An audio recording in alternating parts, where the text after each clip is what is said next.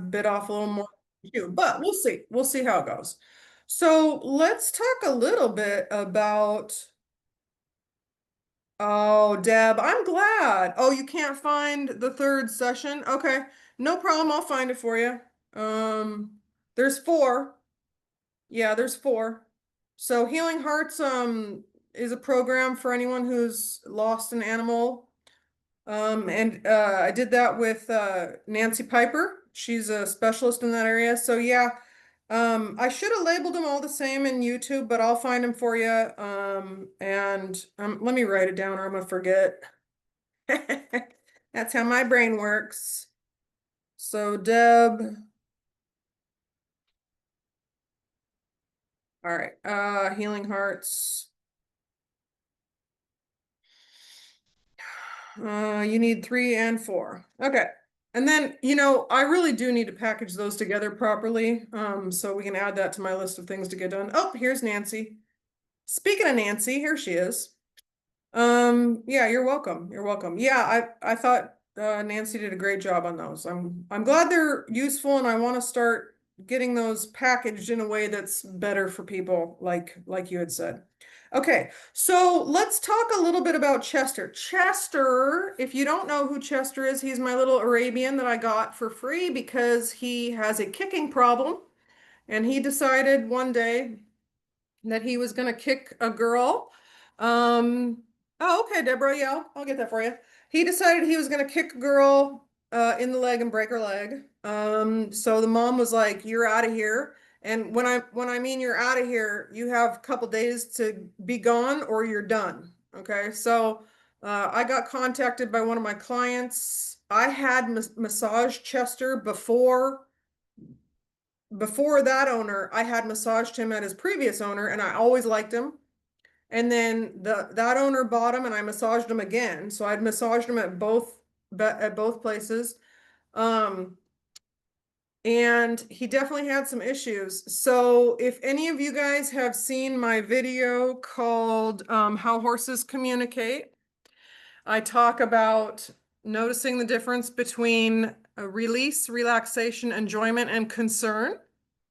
And Chester was the face of concern in that video. So I actually used him as the example. Yeah, Steph?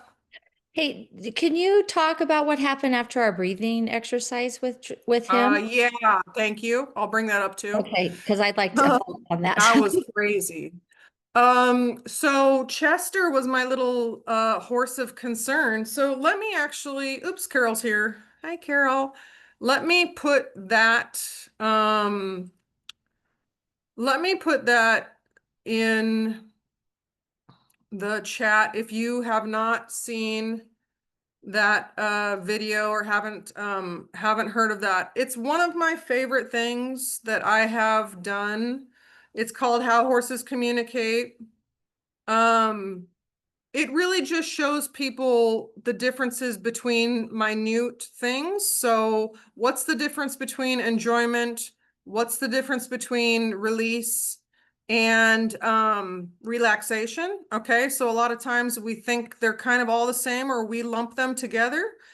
And the more you can decipher the difference between the smallest things like that, the better you're going to understand your horse. Okay, so there's the link for that if you need it. I really enjoy that video. It's called How Horses Communicate. So Chester was my little horse of tension, of concern, because he's very concerned. And you're actually going to see a video, the very first massage I gave to him at my house today, and it is crazy how far he's come. But this week, he had a lot going on. He's been doing very, very well. I've been able to pick up his all 4 feet, which is a huge deal. He didn't come to me with just hind end tension. He came to me with body tension, front leg tension, and hind leg tension in that order of how bad it got. Okay, so you'll see some of that today in the video. He almost would drop to the ground if you would go to touch his legs. So his front legs are beautiful now, just lovely, lovely. You'd never know he had an issue. They're very soft and relaxed. He picks them up nicely. He doesn't slam them down like he used to. Um, I've had him a year now. I'm able now to pick up his hind feet Not comfortably for me. I still hold my breath and make sure I'm in the right position, right? And I still tell him he's a good boy before I do it. But I'm able to pick up his hind feet. I had two farriers out this week. Okay. I'm gonna tell you why. And I think it's interesting and we need to think about this. In my mind, this is what I wanted for him. I need an older, been there, done that farrier who is not interested in getting in a fight, who has tricks of the trade at every turn. He's been around horses enough. He's not going to be intimidated by them. He's not going to pick a fight with them. He's not going to get angry. He's not going to hit him with a rasp, and we've all heard of that stuff. Okay. We've all heard of it. We've seen it. We've been around it. So, um, I that's who I was looking for. In my mind, I'm looking for an older guy, been there, done that. Wanda's husband, please come to Washington State from Wyoming. Okay, that's what I wanted. So I left a message, didn't get a call back. So I know of another guy, he's young, and but I've been told he's really patient and he's very calm. Okay. So I had him out and he did a really good job with Chester. He got his feet done. He took his time. It was great. Price was a little high. Okay. And I know I do my own horse's feet, so I've been out of the loop for a while and I've noticed the prices have gone up. Okay. So that's fine. So after that, this older gentleman got back to me. So I said, okay, great. I'm gonna try to use him because he's kind of more what I thought I wanted. So this gentleman come out, he's been shoeing horses for 40 years, you guys. It was instant. Chester did not like him. And not because of a bad energy, but because he did not have the right energy. He did not have that confident sort of approach. And within like 2 minutes, I could tell it wasn't going to work. And I was like, gosh darn it. Gosh darn it. Okay. So he got the front feet done. Um, he couldn't get the back feet picked up. So he said, why don't you pick them up? Or I said, why don't I pick them up and I'll hand them to you? Okay. That's kind of weird, you guys. But, yeah, I know. Um, so I was like, I'll pick up his feet. When you turn him like this, it kind of keeps him from kicking. So I had his foot and I go, okay. And I kind of handed the foot off to him and then I backed out of the way. And Chester was at liberty with all this, which was great. So he got the one hind foot done and then the other foot, it was a no-go. Like it just wasn't going to happen. So I said, okay, well, forget it. I'm not going to slide back in everything that I've done so far. So that didn't work out. So I called the other guy back and he came out and did all 4 feet without a problem. So there's just something about one, trust yourself.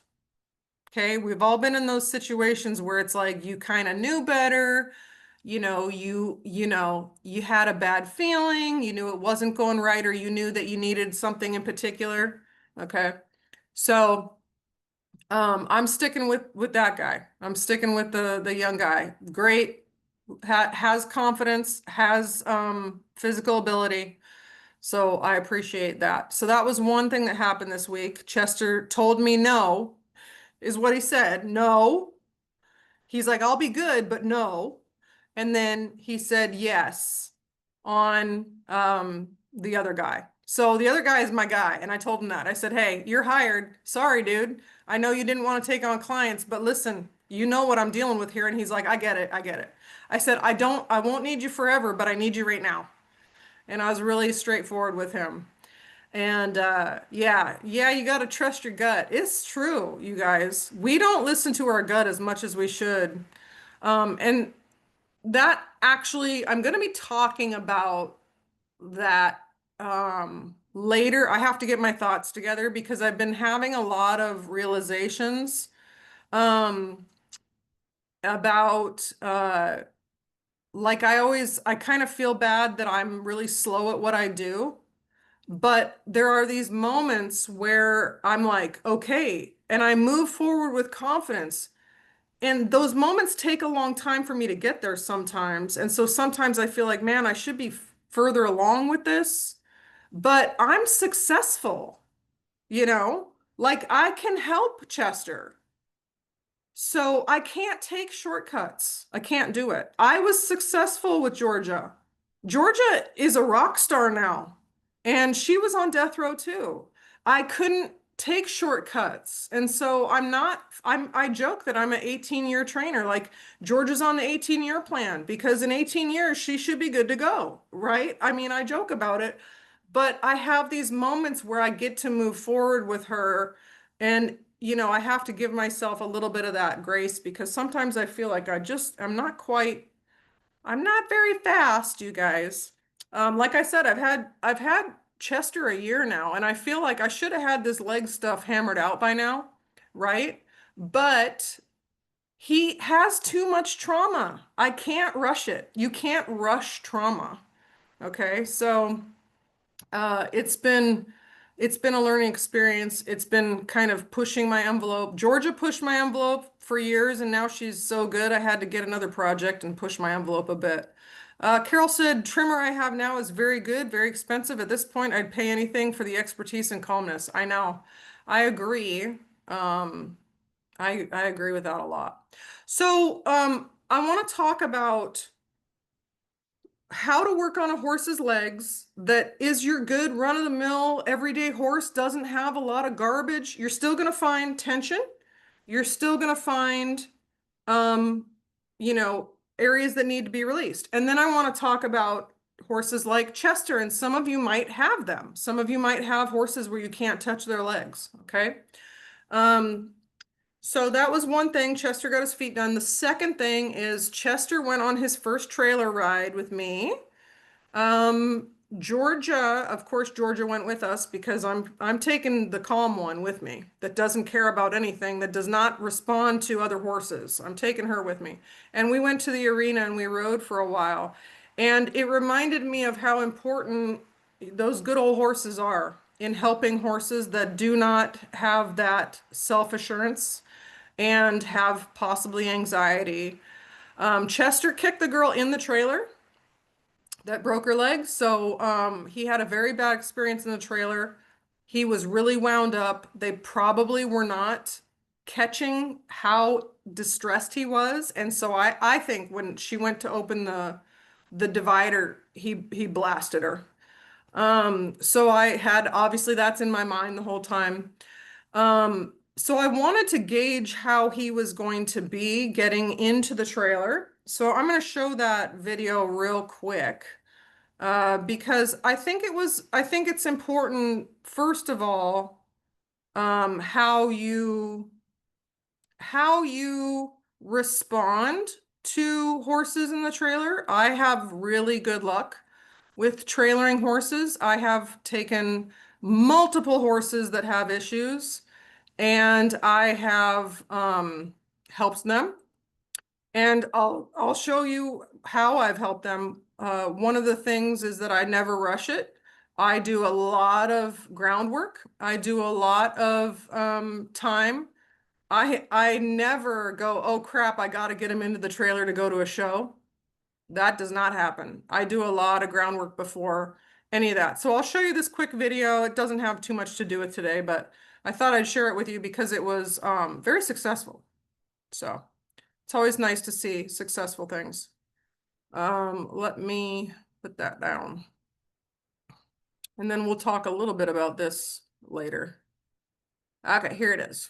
So this is me introducing Chester to the trailer for the first time since I've had him. I'm gonna mute myself because I'm super annoying. Big blowout.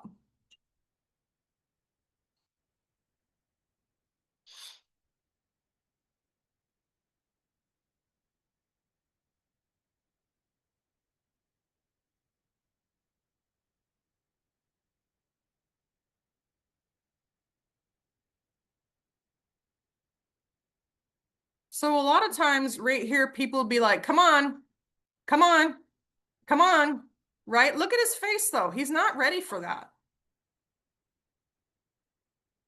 Yes.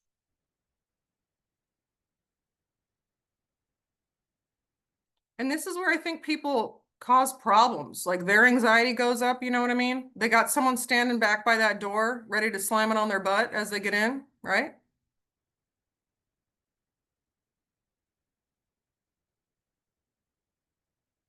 They go, don't look outside the trailer, right?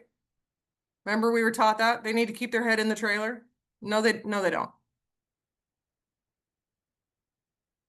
And I love this. I love that. What's he doing right there? He's testing the trailer, checking it out. Get that out.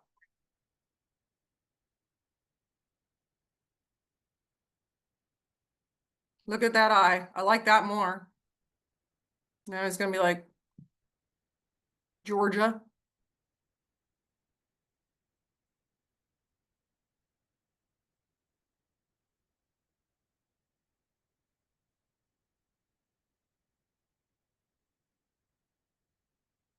I have not asked him to come in the trailer yet.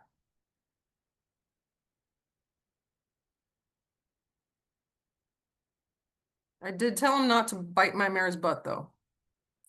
Okay, and then he stepped out. So what do people normally do when horses step out?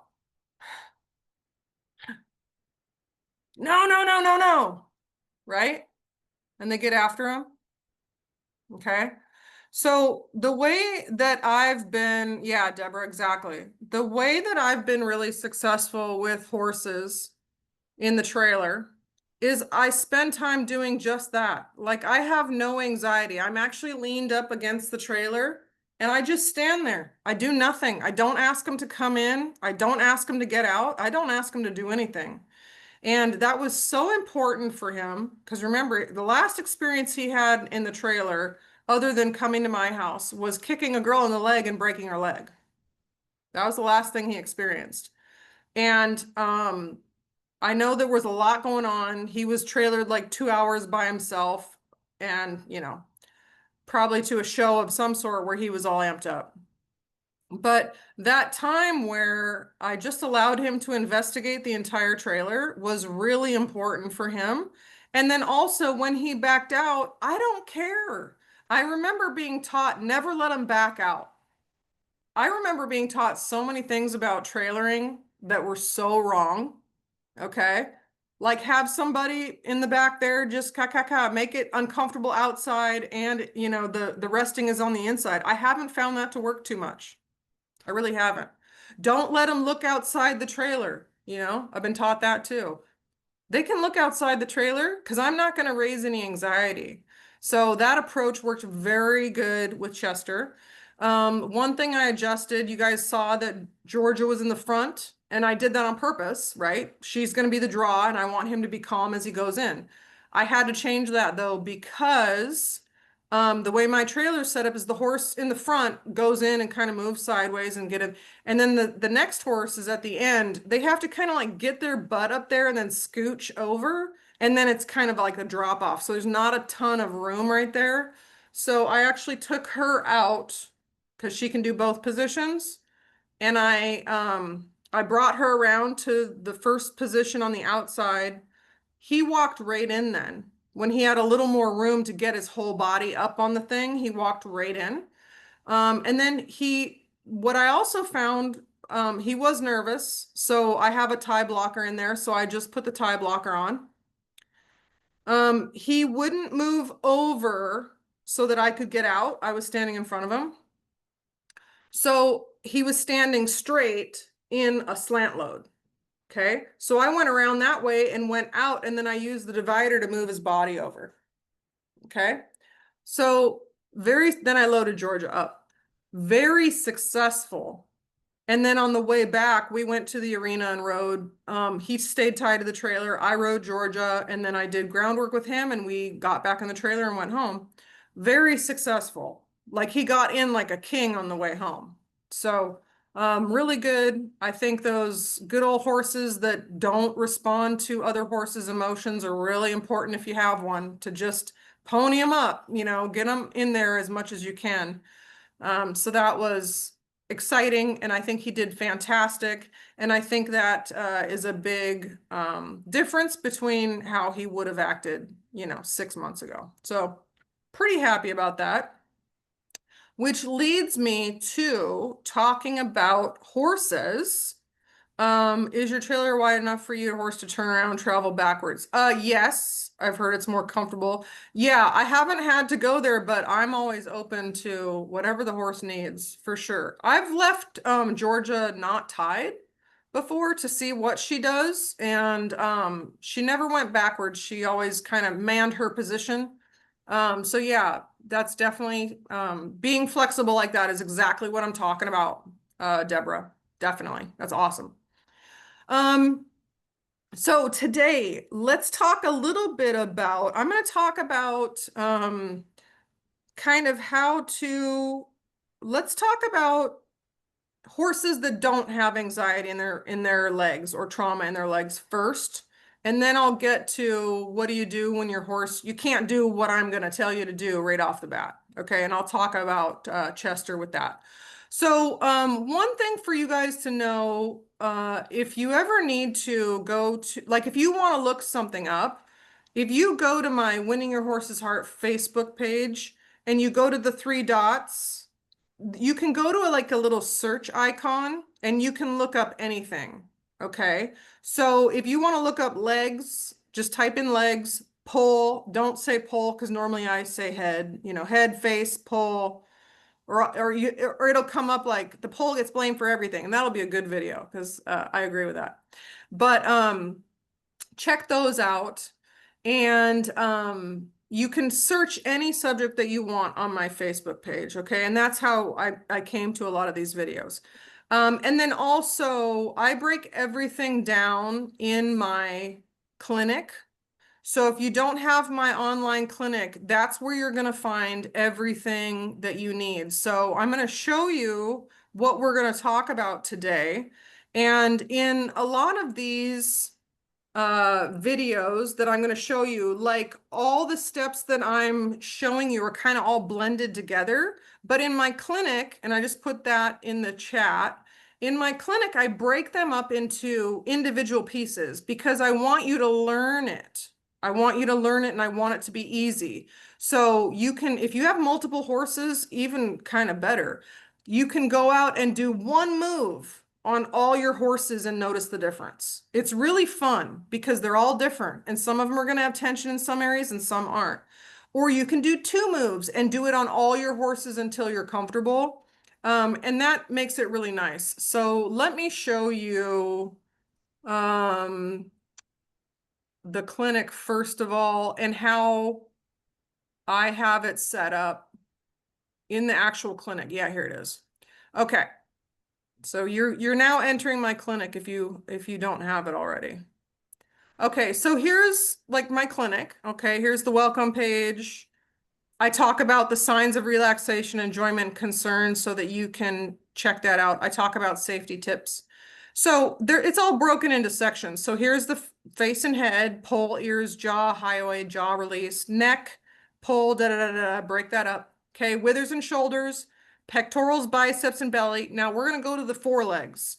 Okay, so today we're gonna talk about the foreleg traction and jostle, the knee rub or the carpus rub, the fetlock rub, and the coronary band. And we're not going to talk about ting points, but if you want to talk about ting points, you can. Okay, and that's on the front legs. All right. Hind legs, it's going to be the same thing. We're going to have the inside of the hind leg, the front of the hock, the fetlock, and the cornet bands and ting points. Okay, so everything that you want is going to be in this clinic. Okay. So first, let's talk a little bit about the muscles in the hind leg and what makes the hind legs interesting. So most of you know that there's no muscles from the knee down. Okay. So this is one of my sheets that I use. That's the carpus. Those are muscles. There's no muscles from here down. Okay? No muscles from there down.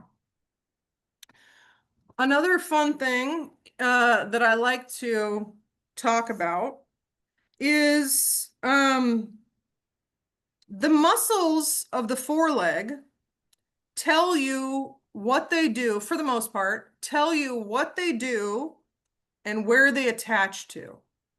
Isn't that cool? So they give you a little bit of what they do in their own name.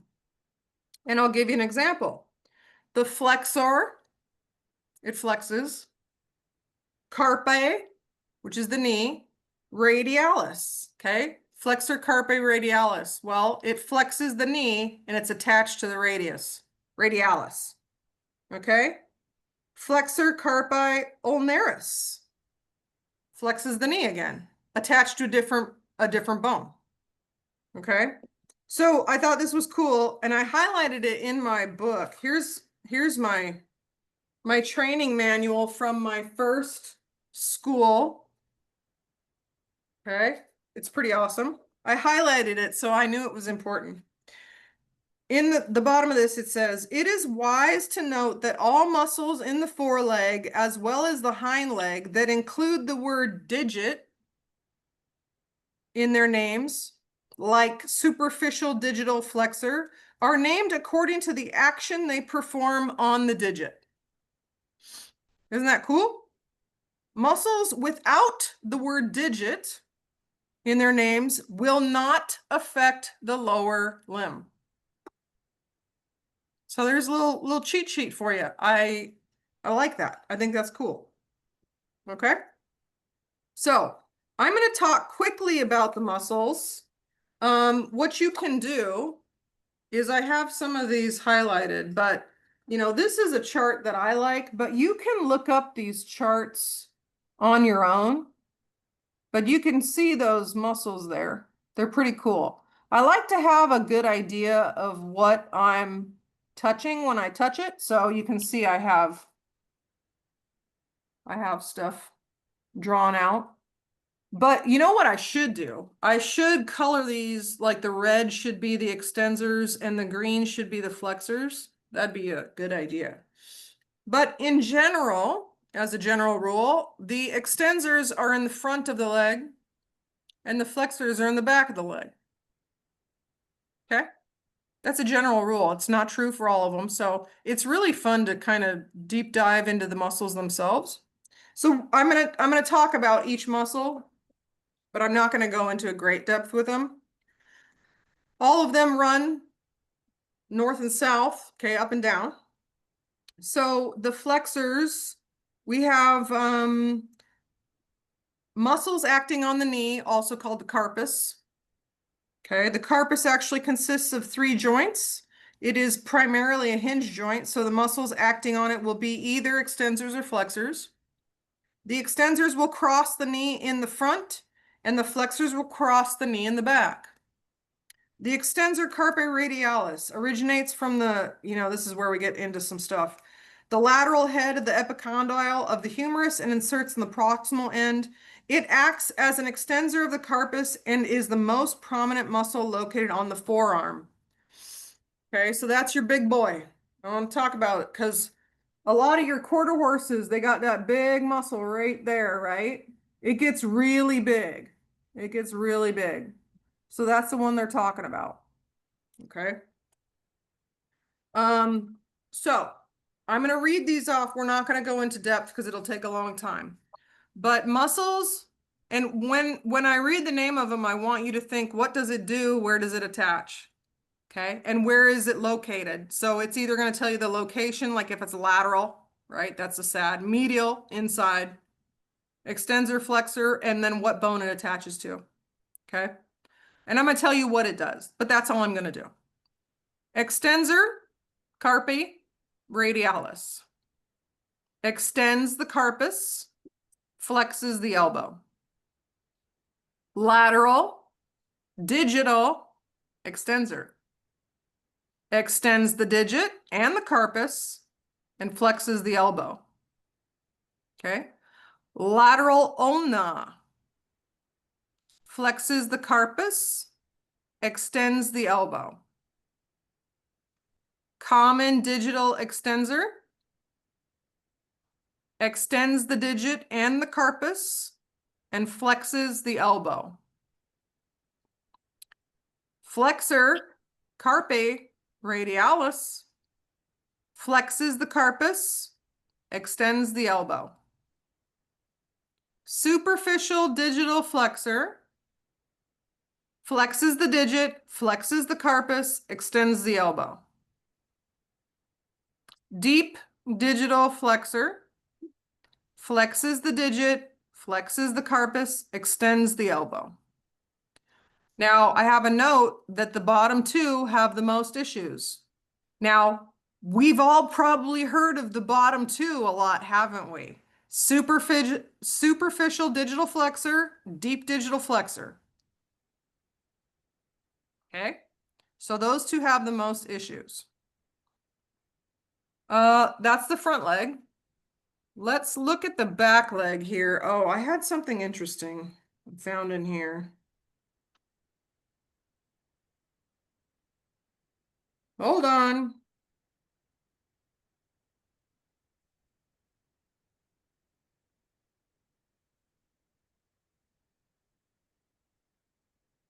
Okay. The hamstrings, flexors of the stifle, the hamstring muscles are the primary flexor of the stifle joint and were discussed in the previous section. We're going to talk about hamstrings sometimes. I find them interesting. There's multiple hamstrings. Flexors of the hock. The primary action of the hock are flexion and extension. For the most part, the hock extensors attach to the Achilles tendon. Okay. The gastrocnemius and the superficial digital flexor originate at the digital end of the femur on the posterior surface. These two muscles make up the majority of the Achilles tendon. So horses have an Achilles tendon. I thought that was cool. Okay. So let's talk about the hind legs. Okay. Now this isn't important other than I find it very interesting. Okay. So we're going to talk about what to do with them. Okay. So I like being educated. I think it's fun, but your education, if you don't know what to do with it, doesn't help you at all, does it? It's super nice to know how what muscles are called, right? Isn't it? Makes you feel good. But if you don't know how to release them, it's not really very useful for your horse, is it? Okay. So it's cool to have a name. You could call it whatever you want though, as long as you know how to get it loose and help your horse. So I like being educated, but I don't put as much weight on it as some people might do. So let's talk a little bit about the gastrocnemius. By the way, I said this wrong for about 7 years wrong, and I don't want to say it the way I used to say it because then I'll start saying it like that again. But gastrocnemius flexes the stifle, extends the hock. So what's nice is to think about this stuff when your horse is having issues, okay? If the stifle's popping and you know that certain muscles act on the stifle, you could massage those muscles and see if it helps. Or if you can identify that certain muscles that act on the stifle are weak, which is huge in older horses, it makes that popping sound, then you can do you can find exercises to strengthen that horse and improve the situation. I did that with my gelding tanner. I was really happy with the progress. Okay. So, gastrocnemius. Oh, this one I haven't heard of and I was going to look it up. Polytius. Polytius. It flexes the stifle. I don't know what muscle that is and I need to look it up. Extra credit if you know where that's at. It's the extensor, it extends the fascia of the femur and it inserts at the third metacarpal, the third tarsal, the calcaneus, and the fourth tarsal bones. That's extra credit for those of you that want it. Long digital extensor. Long, digital, the digit, and it extends. Okay, so it extends the digit, extends the stifle, and flexes the hock. Lateral digital extensor. Let me show you here too. Okay. So we're looking at these bad boys up here. Boop, boop. And you can Google hind leg charts. All right. Lateral digital extensor. So lateral digital extensor extends the digit and flexes the hock. The soleus extends the hock. We've all heard of this one. Superficial digital flexor flexes the digit, extends the hock. And the deep digital flexor flexes the digit and extends the hock. So as you can tell, there are multiple muscles that do the same action. So that's beneficial when you're looking at um, how to help them. Or you find a big reaction in one area of the leg. It's going to tell you something to look at. And then does that translate into how the horse is moving? Okay.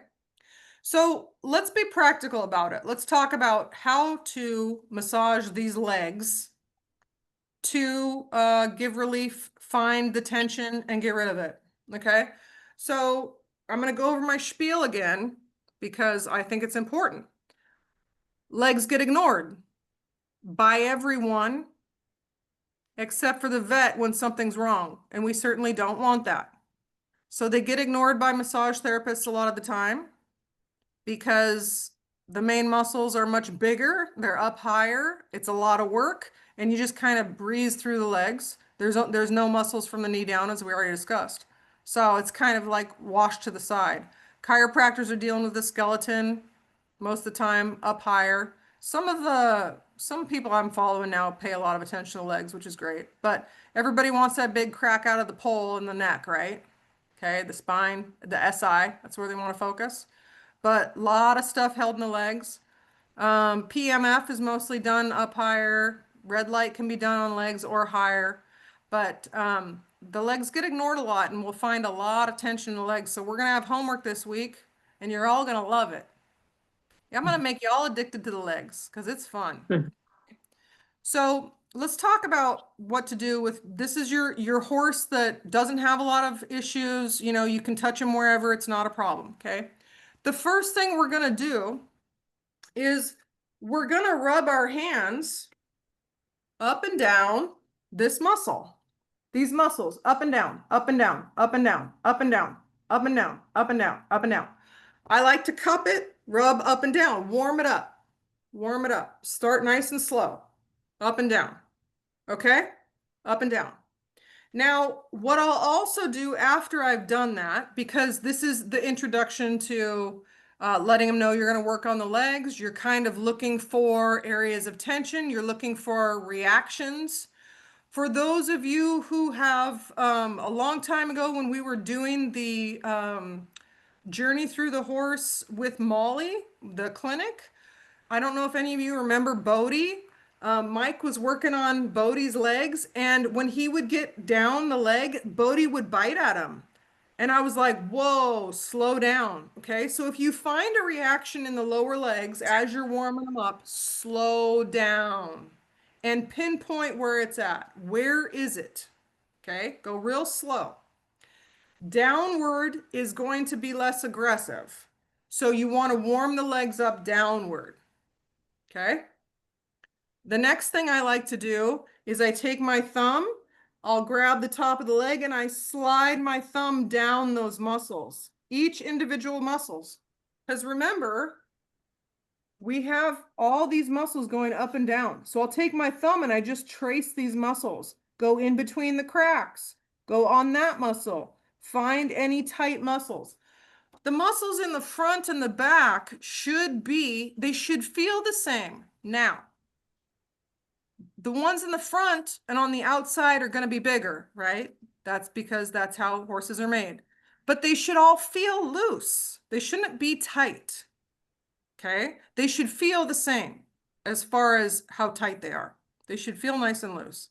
Okay? So you've warmed it up going down, kind of round, do some circles, see what the horse says. Now you're going to take your thumb and you're going to trace down the muscle. This is where you're going to pinpoint where that tension is. Okay. Go slow. When you want to find tension, you go slow. So when you're moving over the horse's body and you're going kind of fast and they have a reaction of some sort, the first thing you need to do is slow down. You don't really necessarily have to lighten up. You just have to slow down. And then when you find it, and if they really don't like it, then I'd lighten up. But sometimes it's that you've gone over it too fast and they had a reaction. So slow down and find the spot. You'll find the exact spot. Okay.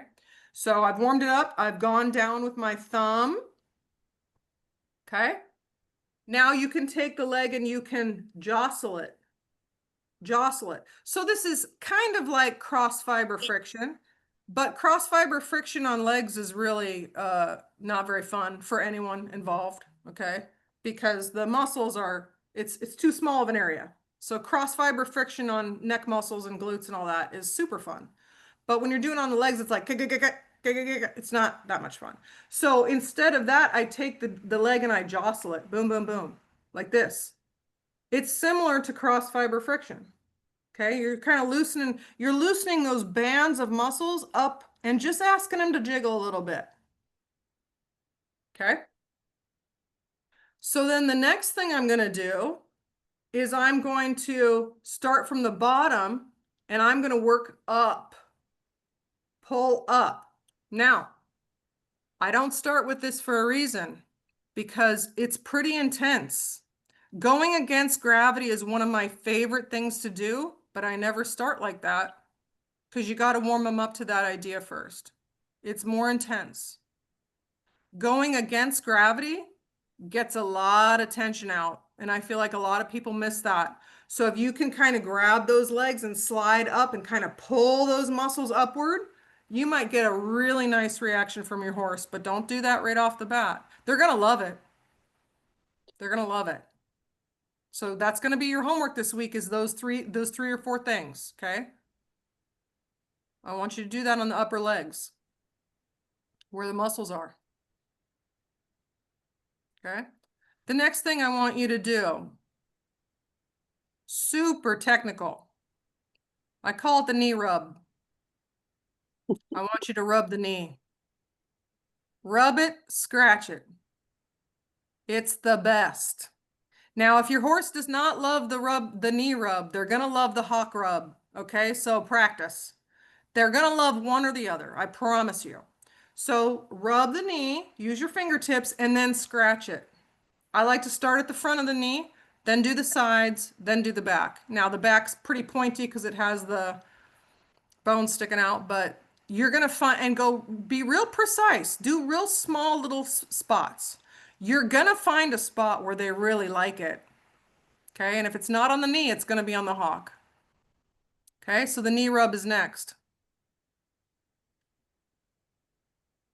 The next thing I want you to do is slide your hands gently down the cannon bone and back up. Now, what are you feeling for right there? You're feeling the skin is one thing I go after on the cannon bones. Okay. Does the skin move or is it stuck? You'd be surprised how many horses be running around with their skin stuck on their body somewhere in different spots. The cannon bone is one of them. If your horse's cannon bone is really cold, the skin's probably stuck. Okay. Warm it up. Rub it around. The skin should move equally over their whole body. So all the skin on the lower legs should move. It doesn't move a lot, but it moves a little bit. Okay. Rub those cannon bones, warm them up. You can also pick the foot up if you want to. Take the tension off the leg, rub those cannon bones. They love it. And then you're going to slide down to the fetlock. And you can start with either some rubs or you can start with some scratches. Move it around. Those fetlocks can get almost like locked. Okay, they're really tight.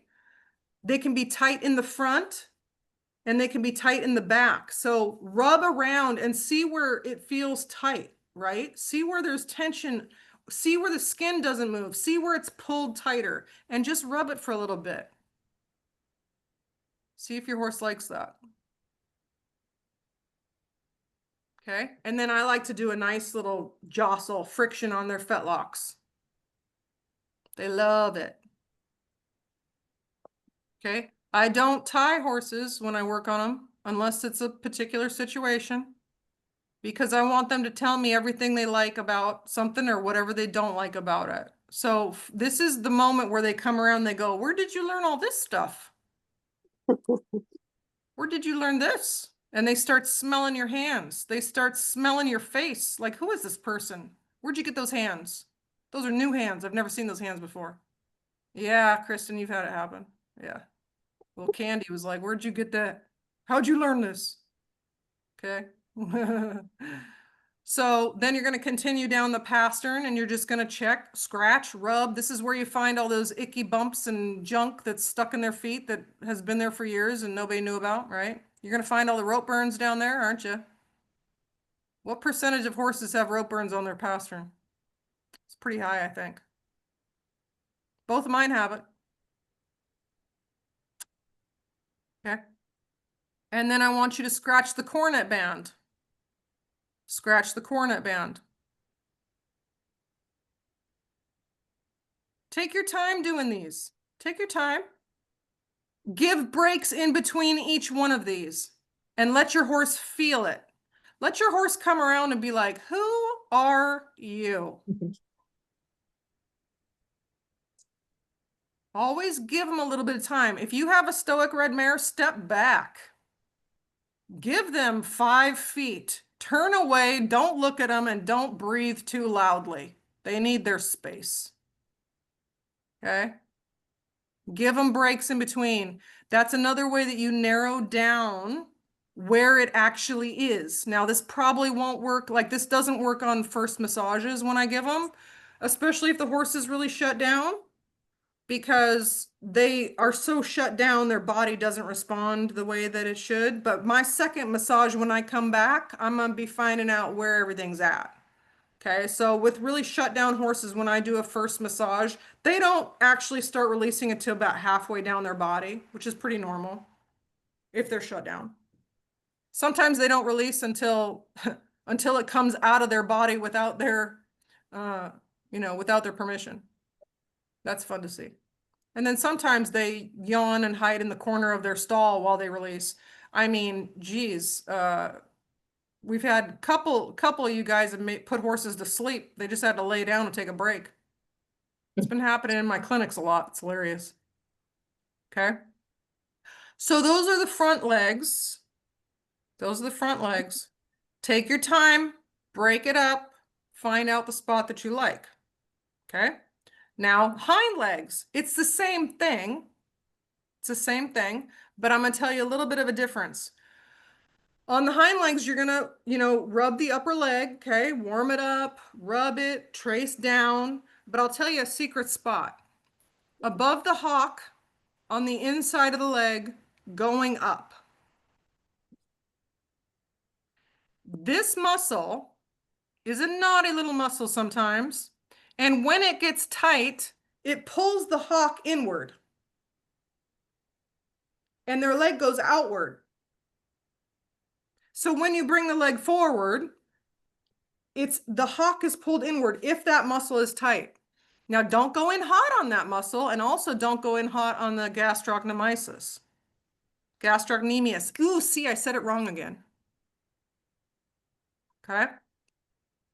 So go in nice and slow, nice and warm. If you have a horse that kicks, we're going to talk about that in a second. Okay. Nice and slow, warm that up. On the hock, on the inside, going up. It's a big old sausage, okay? Just up and down, loosen it up, loosen it up, loosen it up. If the horse's hock pulls in when the leg is brought forward, that muscle is probably tight, and it's almost always that muscle. You can trace that all the way up to the little butt cheek of the horse, okay? So go from the hock, up the inside of the hock, up to the little butt cheek, okay? You'll find the tight area. You'll feel it, okay?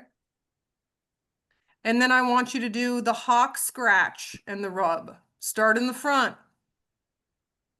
Scratch that hock in the front. Rub it. I'll be honest with you. The spot on the hind end is normally on the inside of the hind hock, on the hock, okay? On the inside. Sometimes it's on the outside.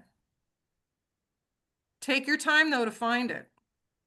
They love it. Now, don't be surprised if you're doing it and they go, oh, okay?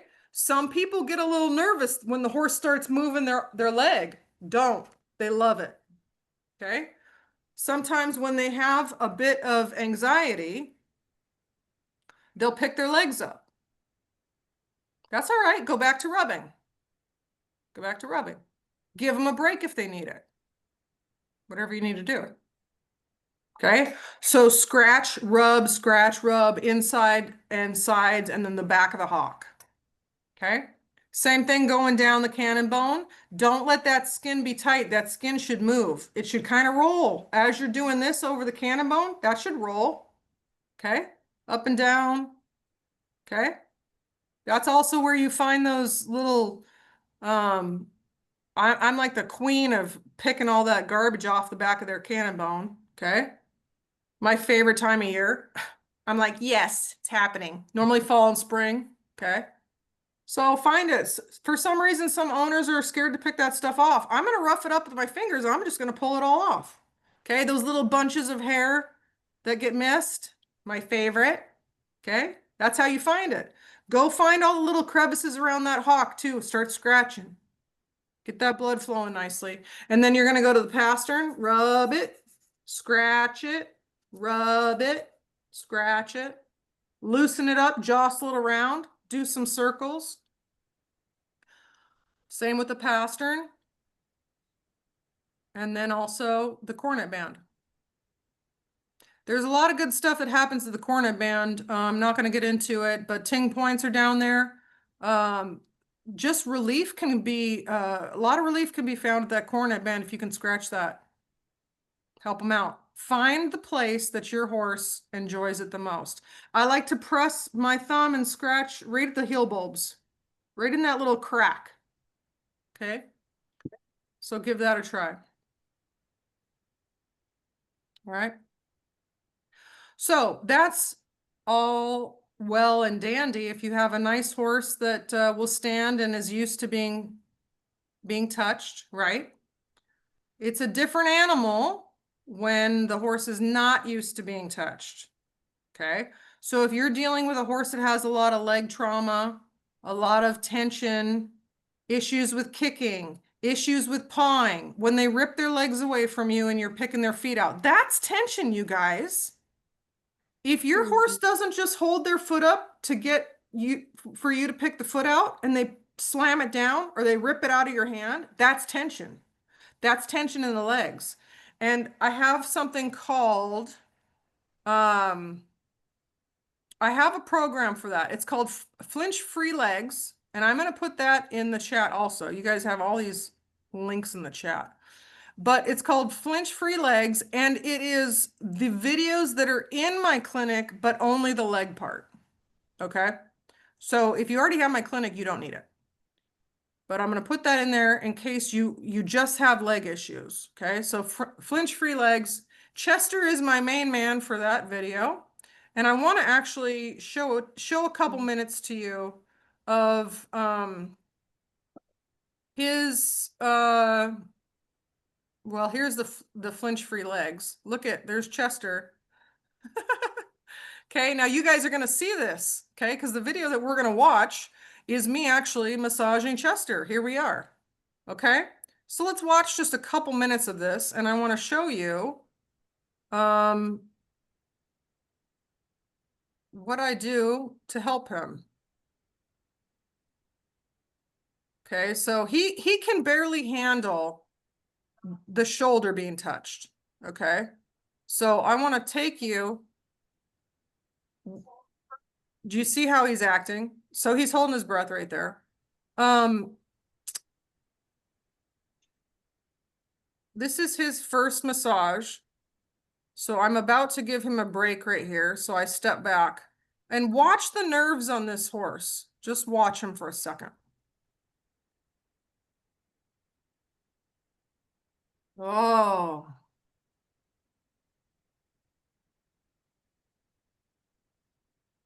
did you guys see that?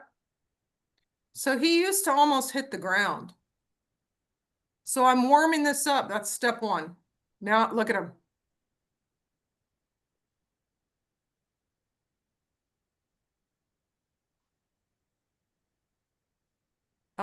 This video is unlisted, so let me copy it here for you and I'll put it in the chat. If you guys want to watch the whole thing, he was struggling.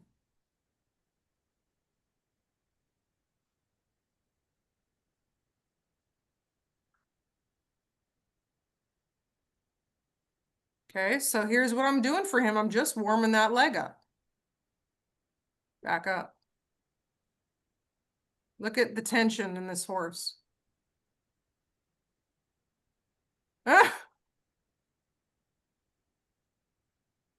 Erin, it's interesting. You can see he's so nervous, but that back leg is still cocked. oh yeah, but it's not cocked in a good way. Absolutely not. That's what I'm watching. You know those videos where you know that somebody's gonna get bucked off? The hind leg is always cocked like that. Have you guys noticed that? Oh my gosh. I go, oh, that horse is about to buck that person off. That hind leg is always like that. It's scary. Oh, look at him. He got nervous. There you go. Do you see all these breaks I'm giving him, you guys?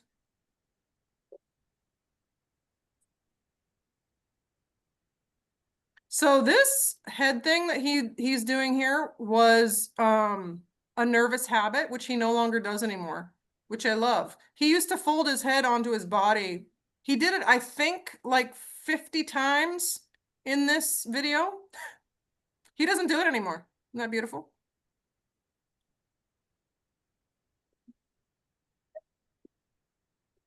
Okay.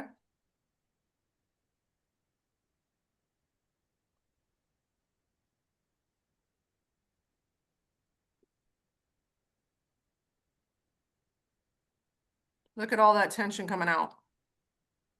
So that was his first massage. Oh, let me put that in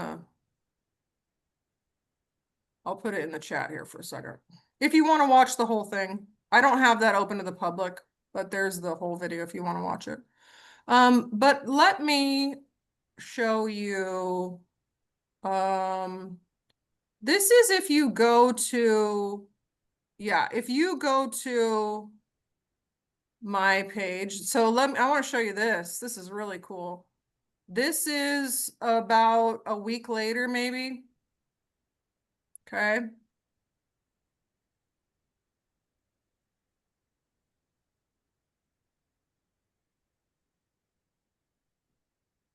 Did y'all see that reaction he has? He did that on both sides. He'd almost hit the dirt. He'd almost go straight down. That's about 5 minutes later, maybe.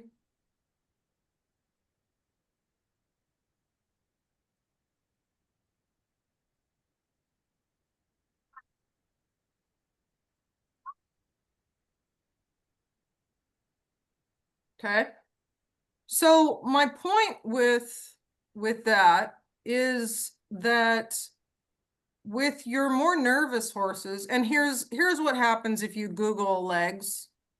Well, here's how I want you to pick up hind legs if you but if you Google legs, you'll get all these videos on legs. So if you have issues with doing leg stuff, here's a great video. Here's the kind of rubbing the fetlocks. Okay. So if you want some, this is a good one. If you want some more videos on that, feel free to just jump on here. Here's me doing Georgia's front legs completely. So you got a lot to choose from. But my point with horses that can't handle, like obviously Chester is not going to make it through that entire series of working legs, right? He certainly is not going, you're certainly not going to be able to do his hind legs. So he fires away pretty good with those hind legs, or used to. So I'm going to do what you saw me do. It's called like approach and retreat. It's kind of the same idea. So I'm going to start somewhere that he can handle it, which is his shoulder. Same with Georgia when I got her. Start on the shoulder, slide down, take them to the, what do I call it? Take them to the edge. Hopefully, if you cannot push them over, that's great. But sometimes you don't really know where that's at. Take them right to the edge and then come back from the edge and then back off. I did that how many times in like 2 minutes? Like 3 or 4. Okay. I didn't get down to his fetlock in that video. Georgia, it's like check, check, check, check, cool, cool, cool, all the way down. Chester, it's like, oh, we got to work on this. We got to work on this. Got to slow it down. So if you have a horse that has a lot of anxiety, you need to do all these same steps, but in very small, short, calm, quiet, pieces. So you're going to break it up. Chester is very relaxed with his front legs now, and he's really relaxed with his hind legs about down to mid cannon bone. So we're doing pretty darn good. He gets a little nervous when he thinks you might pick him up in the back though. Okay, so we're still working on it. But it's the same approach. It's the same moves. I'm not changing anything. I'm not doing anything different. It's the same moves. So if you have issues with hind legs or any issues with tension at all, feel free to check out that Flinch free legs. Okay. If you just want kind of whole horse information, check out that clinic, because that's going to have everything in it. But that's kind of how I work on tension in the legs. And you're going to find, don't tie them when you're doing this. And I say that, I don't tie Chester when I do this. He was tied in that one because that was his first massage ever. But now he actually does way better at Liberty. And I have a lead rope on him, but I don't tie him.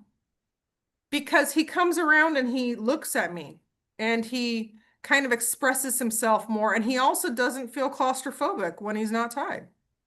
Okay. So give them that opportunity. If they walk off, that just told you something. That's not a bad thing if they walk off. I don't follow them. I go, okay. And then I watch them and I see what they do. They come back. I rarely have to go get horses. They come back when they're ready. Sometimes they walk off and they release in the corner, or they walk off and they just want a break. They come back. I'll call them back. I'll be like, hey, do you want to keep going with this or what? Okay, and they come back. So just a couple things to do with the legs. This is your guys' homework. Homework. If you have a horse that is dangerous with the legs, please reach out to me and I'll give you some advice. I've had multiple horses with issues with the legs. But if you have, your horse is cool with you touching them, I want you to explore every part of their legs. Okay? And I want you to go down and I want you to go against gravity too and see what your horse has to say. Okay? So that's your homework. And front legs and back legs. And this is great to do, if you're going out somewhere and they've had a rough weekend, this is awesome. If they did a 3-day show, my gosh, rub them legs. If they're stall bound, ooh, rub them legs. Okay, horses with shoes, for sure. Get that blood flow going in there. All right. Any questions? Do you want? Sure. Marge? Yeah. I want proof. I mean, to be honest with you, you'll want it on camera. You'll want it because you're going to have some cool stuff happening. Okay.